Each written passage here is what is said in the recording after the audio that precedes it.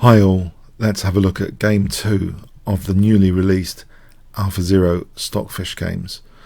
So in game 2, highlighted, let's see, d4 from Alphazero, knight f6, c4, e6, knight f3. We have Queen's Indian Territory, g3, bishop b7, black locking down on this e4 square, bishop g2, bishop e7, knight c3, both sides castle, and now knight e4. This is pretty standard stuff so far. Alphazero chooses bishop d2, which has been seen a lot, avoiding structural damage. Now d5 from Stockfish. You might think there's a lot of theory here. Knight takes is fine for white to lose the bishop here. For example, here d5, we can take on d5 and then play knight e5. White usually gets a small edge. Or if d6, d5, and now e4, with the idea of knight e1 to d3 is a small edge. So that's fine. So Stockfish plays d5. We have c takes, e takes, and now an innovative move actually. It seems queen b3. Usually in this position, rook c1 is played. For example, knight d7, bishop f4. c5 takes bishop e5. About even. It's thought to be about even. So this is quite an unusual move, queen b3. We have c5. There is an important stem game here though. Instead of c5 here, there is actually knight takes d2, knight takes c6. This position, instead of e4, well, e4 taking should lead to an even position with this interesting play for white. But there is a stem game here with rook fd1, which Vasily Ivanchuk played against Korobov in Berlin 2015. This game is in the pinned comments of this video if you want to check it out. Basically, Korobov actually was worse, but Shirov, I believe, misplayed it with the white pieces. He had a great position, but eventually lost on move 40. So anyway, in this game, we see c5, not knight takes d2. Bishop lives another day and goes to f4, knight a6, and now rook fd1. So there does seem to be some intention to expose the potential vulnerability of the d5 pawn, and Stockfish commits to releasing the tension in the center. It's funny, in game 1 we evidenced kind of materialism which we'd associate with computers in the 1980s, and here this is also reminds me of an issue with computers in the 1980s about releasing the tension, giving a free hand. Is this really such a case, or an advanced level example of such a case? Is it so bad to release the tension here with c4? If c takes d4, white gets an ideal blockade, but even worse, tactically, knight takes first, knight takes. So it actually doesn't even need a blockade. This is just a very strong position. For example, here, b4, knight b3. This is just very nice, hitting the queen.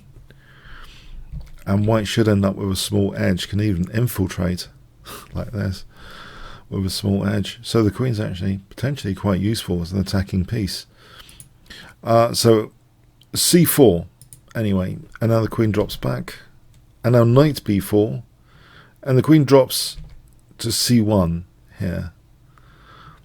Queen b1 is plausible as well, but after f5, h4, at this moment it would seem even. So anyway, queen c1 might be slightly better for the moment. We have queen d7. If the knight took, white could take with the b pawn to strengthen the center. Whilst the pawn is on e2, there's no knight d3, so if the knight goes back, queen b1 here looks at h7. So we have actually queen d7. It's a bit similar to the game. later anyway. H4 stops any G5 from black, which might be handy sometimes. but also supports knight g5 sometimes. We have rook ac8. This knight's kicked. Now, if the knight goes to c6, it seems as though white has knight takes e4 and then d5 here. Because after e takes, d takes, double attacking the queen. Queen takes, bishop takes f3, and actually the bishop on b7 is lost. So that would be very, very bad. Knight c6, it seems bad news in general. And knight a6 leaves white with a very nice position after knight e5. And white could potentially just give up the bishop to create a weak pawn there. d5, this position seems very favourable, taking out that pawn, very favourable for white. So Stockfish took, and clearly this reduces the breaks now. Well, first of all, if we look at this position, after b takes knight c6, white has got a strengthened centre, putting a pawn closer to the centre. And these pawns really have a lust to expand. If you remember Philidor, the pawns are the soul of chess. So they want mobility. Black's strategy for a large part of the game was controlling the e4 break. It seems as though the e4 break seems more on the cards now with queen b1, supporting potentially e4 at some point. And if white can get mobile, this could be very dangerous in the centre. Later, we see rook going to e8. On bishop d8, it seems e4 isn't so dangerous here at the moment. For example, this knight e5 tactical to counterattack the queen should actually be okay. Black might have resources there, so there's no rush to play for e4. So we have here, that's on bishop d8, but we have here rook ce8, trying to really discourage this e4. It isn't played actually here now. That's clearly aiming to discourage it. So rook e1, knight a5 again, keeping a lock and key, it seems, over that e4 square for the moment. However, knight g5, direct threat of a mate in one with queen takes h7 mate. And now we have the move f5, which of course weakens e5, and it's starting to look like a bad Dutch defense stonewall full of dark square holes after this move f5. But if g6, rook a2, this position, check is actually possible. This is quite nasty, because if king g8, then knight h3, and white's got a great deal of pressure in the position. If f6 here, then there's actually bishop h3 with the idea of knight e6 check, so winning the exchange. So for example, there's also bishop d7, the knight doesn't need to escape back, can win material first, even more material. So it seems as though this is a major positional concession, f5. So very, very interesting that now, if it was a Dutch stone wall, one common strategy is to exchange off the dark square bishops to weaken further these kind of squares like e5. Is this really going to happen? Can these bishops be somehow exchanged off? We have knight f3, bishop f6.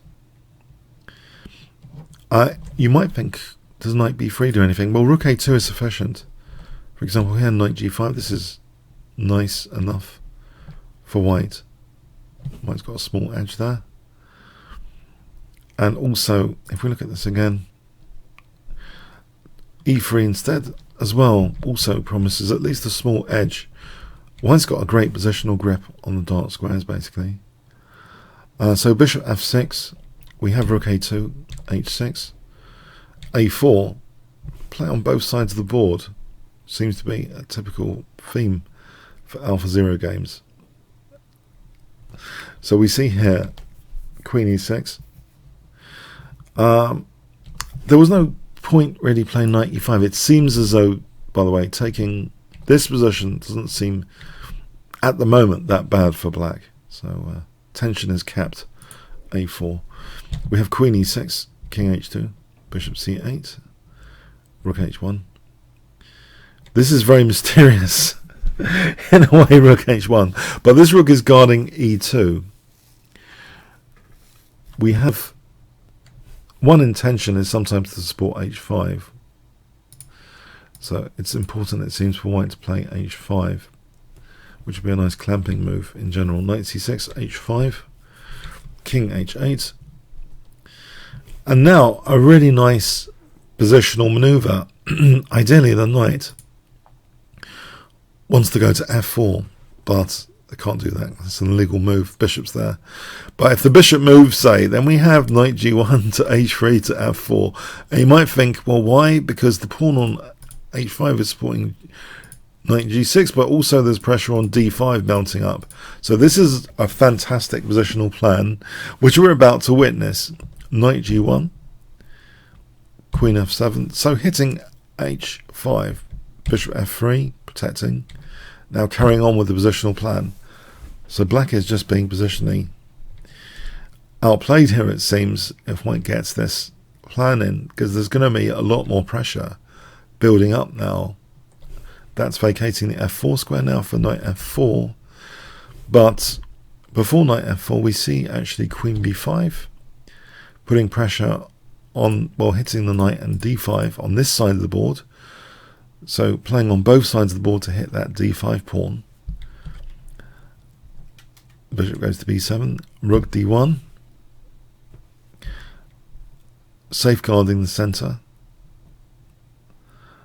There might sometimes be tactics to be cautious of, so this is against any potential tactics. Knight f5. We have queen b1 hitting f5 here. Bishop c8. Now knight f4, renewing the pressure on d5. Very uncomfortable now for black. This pawn really, obviously it can't be supported by any other pawn, so it's pieces that are having to have the burden of the responsibility of looking after the d5 pawn. Bishop g5 was played, which seems to play in white's hands because white really wanted the dark square bishops off. That's a classic recipe against Dutch stone walls, to get the bishops off, to further weaken and exploit the dark squares. But if we look at this position, if knight b3, knight g6, bishop e6, for example, the bishop goes to f4, and white gets a great position anyway, with pressure on d5. This kind of scenario is just really nice for white. Big advantage building up there, and another target on the queen side as well to torture, as well as lateral pressure here. If we look at instead 34, king h7 instead of knight b3, then the knight can hop in, and this is very nice, where actually this diagonal with the knight on g6 preventing the king from easily moving, this pinned pawn potentially, well, g4 pressure can be built up or just taken there. But say black doesn't want to lose that pawn immediately, then white can build up on f5. This is why it's super uncomfortable, this position. Build up on f5, and it's just a crushing position potentially. So black has to do something about this kind of thing. Knight g6, starting with knight g6. So it's not even about d5, g6 as well, and the f5 pawn being vulnerable.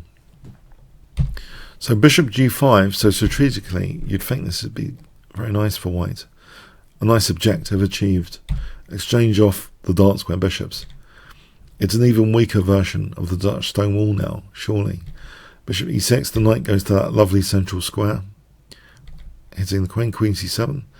Rook b2, the knight goes to b7. Rook b5, starting the pressure again on the queen side on d5. Knight a5. Hitting the rook just serves to weaken the b file. So for example, the b6 pawn just becomes a major target. That's mostly pointless way of losing. So knight d6 on the other hand, there's an exchange sat, rook takes d5 available, for example, like this. This is great exchange sack because f5 is now vulnerable. For example, like this,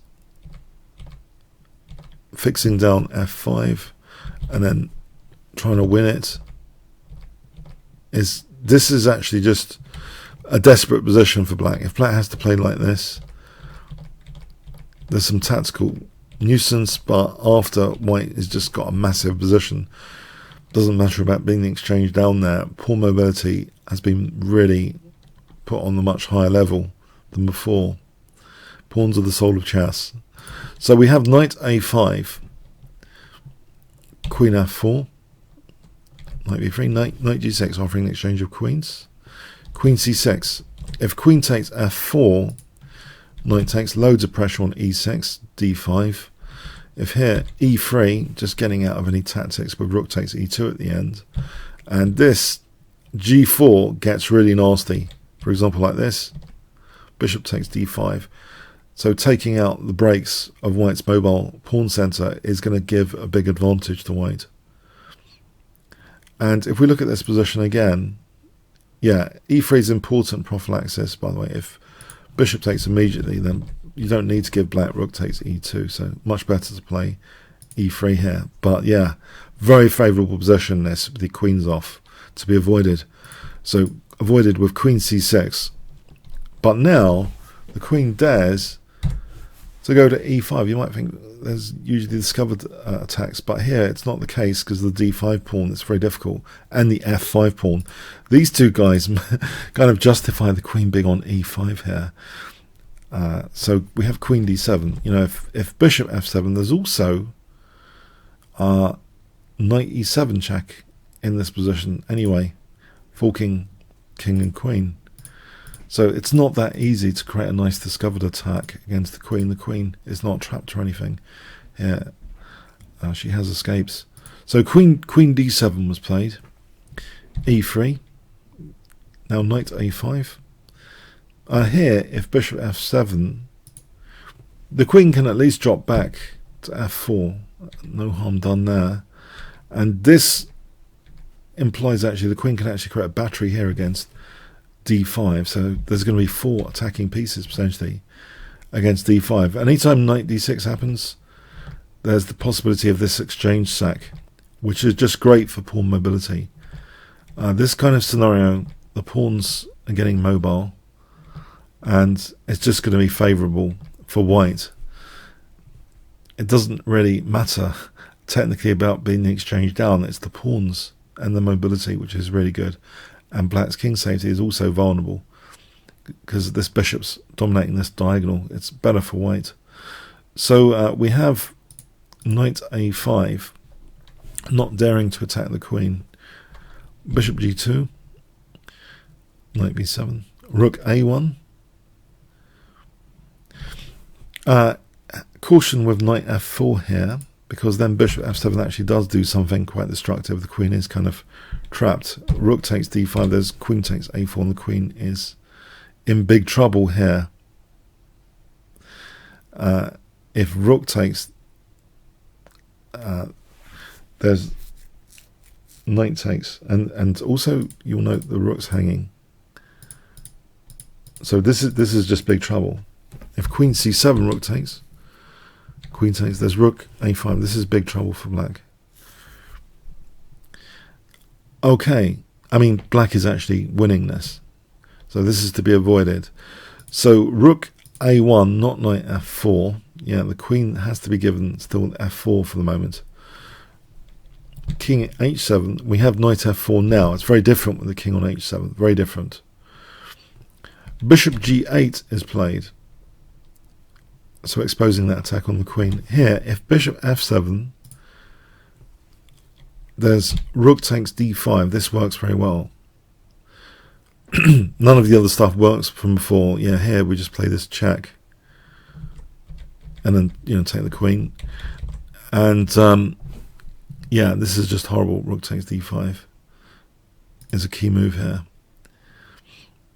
On queen d6 instead, again, there's an exchange sack potential which is good, which is great. You know, things like knight g6 now are on the cards. For example, like this, black would have to give up the queen. It's pretty devastating stuff, actually. This is just fantastic for white's pawn mobility in the center. So black played bishop g8, and we have this version of events now with the exchange attack here. Are these pawns really good? Bishop takes, queen takes, so the exchange down, but taking out the breaks from white's pawns, which have a lust to expand in this position.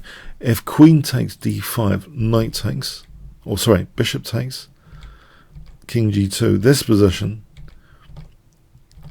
is very favourable for white, getting rid of that pawn, hitting the rook there, or rook e8, there's bishop e6, and then bishop takes f5. There's loads of compensation for being the exchange down. These pawns are just lovely.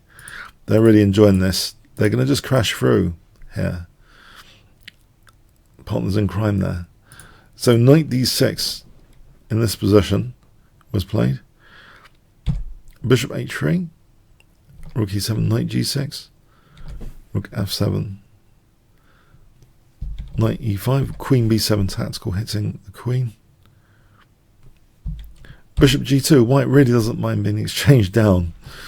Bishop takes, sorry, queen takes, bishop takes, rook c7, king g2. So this is very in context evaluation of material, which for me indicates it's a slight clue that the way traditional alpha beta chess engines have been programmed with rules for like evaluating the position, heuristics, I just don't think they can compete with self-learned heuristics, which are much more open-minded about material. Because here, you know, this balance between material and the central pawn mobility is very subtle stuff and very in context, very in the situation to assess on its own merits. But here, with black's weakened light squares, with the knight on e5, this is a beautiful position and has great promise for trending well for white, because c4 is quite vulnerable here. For example, even things like rook b1 to b4. So this evaluation in context is very, very powerful, very fluid way of playing. And we have knight e4. On king h8, the breaks can be really taken out to reveal quite clearly central pawn mobility with the move g4 here. For example, fg, knight g6, e4. The central pawn mobility is extremely evident, visually crushing. I know certain AP programs just don't believe the waffle side of things about visually crushing, but this is what chess is really, I believe, about. It's about seeing things really in context, not being very, very flexible in one's thinking. No preconceived ideas. The center pawns, the potential here is visually crushing. I'll give you an example: e5, knight f7, bishop e6, and it's in practice crushing as well. This kind of thing happens with the pawns crashing through. Or the c4 pawn taken there. We've got two big connected pass pawns again in the center. Big advantage for white. So we have knight e4, bishop takes, but this scenario is happening anyway. The breaks are taken out with f3 now of these pawns. There's nothing holding them back. Rook e7, knight g6. There we go. There's the duo. The duo has been set up. Black plays b5. A takes, rook takes, which hits h5. White protects that actually, rather than taking on a7. Taking on a7 might not be as good as the game continuation. This is okay for white, but it's preferable to play this way. And even retreat the knight to protect c3. The pawns are going to be pushed. That's a meek move, but now the pawns start being pushed, and the a pawn is far too slow for white's central connected pass pawn. So this is very Leela-esque as well. Leela got these traits of being the master of pawns, but as well. So there's some common characteristics. And there are some form pawn games as well, by the way. So it's not all about connected pass pawns as their similarity. The genetic traits run strong, actually, between Leela and Alphazero. Knight d4 and the game ended here. If king e7, then check, and then we just crash through queening. For example, if rook b6, then knight f5, which unveils d8 as the major threat, as well as e7. So that's pretty hopeless. Black's just a piece down. The pawns are not going anywhere. The a pawn's not going anywhere. Okay. Let's go to the game end position. Yes, okay, Leela's Big Daddy. I'm going to say it. Leela's Big Daddy. Excellent games. Excellent games. Absolutely amazing. This is what really got me interested in the Leela games, of course. The Alphazero games, out of this world. But I think the huge lesson for us is maybe we're a bit like the hardwired alphabet engines. We have our rules, but maybe we need to try and always be more dynamic and fluid with them. But to do that, historically, for our evolution of chess style, we need examples. We're driven by examples. But these are some really shocking examples of super dynamic play we've got here, which is why it could be influencing how we play chess to the very core, very, very dynamic way of playing the game that we've seen in both these games so far. If you enjoyed this game video, then please click on the top left box, which should appear shortly, to become a member at chessworld.net. You play against other YouTubers. You can also check the YouTube analysis of this and all the other games in advance, and updated analysis from the improved menu. Learn from the Masters YouTube order button. Comments, questions, donations, see the description. Like, shares, subscribes with a notification bell. Also, there's a new t-shirts Teespring store. Check the description. That's all. Really appreciate all your support. We're in a great era to look at these games now.